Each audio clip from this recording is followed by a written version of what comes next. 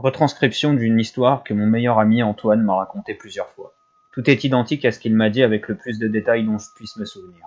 Les événements qu'il m'a décrits se sont produits dans les années 1991. Je n'ai jamais cru aux fantômes, évidemment, mais pour ma copine c'était un autre délire.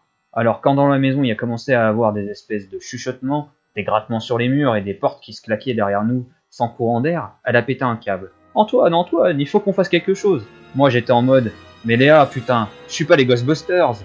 Et c'est là qu'elle a eu l'idée la plus foireuse de sa vie. Elle a voulu appeler des chasseurs de fantômes. Bon déjà, je savais même pas que ça existait vraiment, pour moi c'était une blague. Mais au point où on en était, elle dormait plus la nuit et on baisait même plus, j'ai accepté. Puis celle qui voulait payer, donc j'allais pas me faire prier. On a appelé une espèce de secrétariat, d'un groupe de mecs qui se disaient chasseurs d'esprits et de revenants dans la ville d'à côté. Et donc après avoir appelé un espèce de secrétariat bizarre, ils ont répondu, ils ont dit qu'ils venaient le mardi suivant et qu'ils aimeraient bien qu'elle fasse des recherches sur la maison, en mode s'il y avait déjà eu un suicidé, des trucs du genre, vous voyez quoi.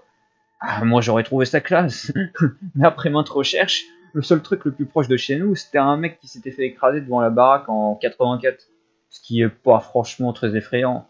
En plus le mec s'appelait Martin, et la légende terrifiante du revenant Martin, ça craignait un peu. Donc pas de succès de ce côté-là, mais Léa a insisté.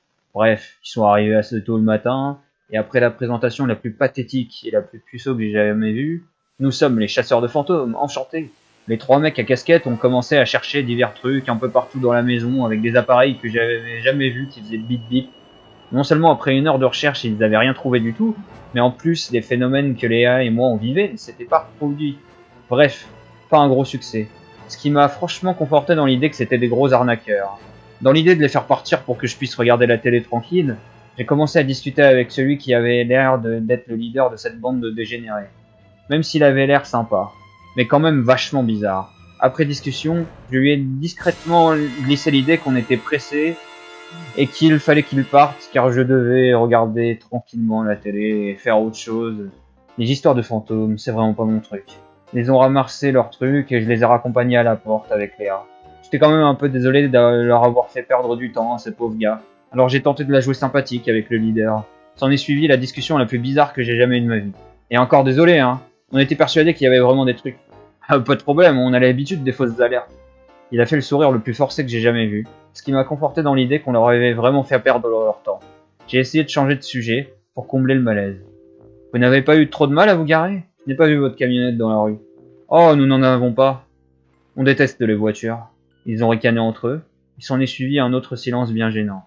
Ils ont commencé à partir, sans un regard pour nous. J'ai quand même essayé d'en savoir plus. Je peux vous demander votre nom?